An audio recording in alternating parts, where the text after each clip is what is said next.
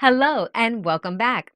In this section, we are going to learn about how to create work order. How to create work order from inspection report.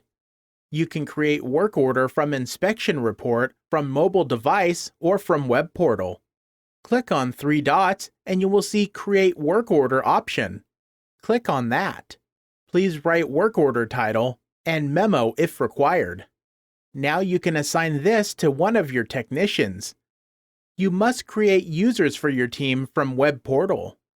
Select the due date, and if you want to do planning, you can click on Additional Details and fill other information.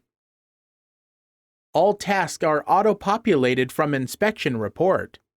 If you want to add more tasks, you can add it to work order. Just click Create on top right, and hooray! You are done.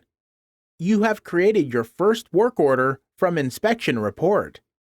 Same way, you can also create work order from Inspection Report from Web Portal too.